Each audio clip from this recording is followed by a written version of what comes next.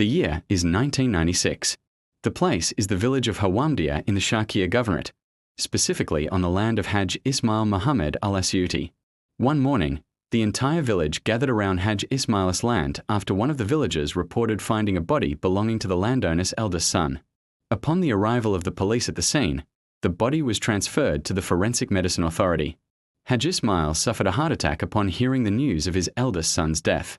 2 days later, the Forensic Medicine Authority's report was released, ruling out any criminal suspicion in Muhammad's death and stating that he died of a heart attack.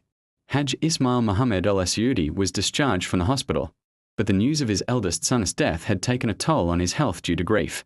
He decided to sell the 10 feddans of land, claiming that his eldest son had been taken from him. His sons were divided, some agreeing to the sale and others opposing it. A heated argument ensued among them, with the sons refusing to sell the land that sustained them and provided their livelihood. As a result of this argument, Haj Ismail retracted his decision and accepted the situation.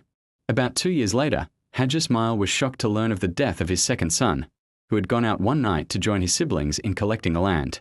But as time passed, Ramadan never arrived. The sun rose, and his siblings returned home to inquire about him, only to be stunned to find that he had gone out. The day passed with no sign of Ramadan, and so did the next, and the next. His siblings reported his disappearance after searching the entire town, inch by inch, to no avail. On the 5th day, they received a summons to identify an unidentified body found floating in the water near an area called Al-Horis. They recognized him from his clothes and some of his visible features. The body was taken to the forensic department to confirm the cause of death. The forensic report proved that the cause of death was drowning and water entering his lungs. This caused great astonishment among all the locals, because Ramadan was a strong young man who knew how to swim. It wasn't easy for him to drown in a simple canal and be swept away by the water. Therefore, Haj Ismail's reaction was to decide that this time he would get rid of the land, which was the opposite of what was expected of him. What should have been his reaction was a suspicion of foul play. This made his children wonder, what was the secret of the land, and why did their father put it up for sale every time something happened to them? All these questions instilled fear in Haj Ismail's heart.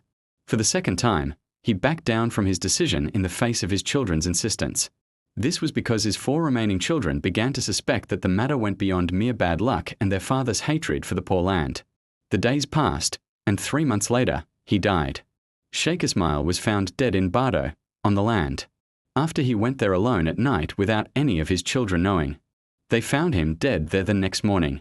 The reason, according to the doctor, was cardiac arrest throughout all the years that passed, from the death of the eldest son, through the death of the second son, until the father's passing. Rumors and talk about the cursed land filled the town until the disaster occurred, which began to reveal part of the truth. A fierce fire breaks out in the 10-acre field, consuming all the crops.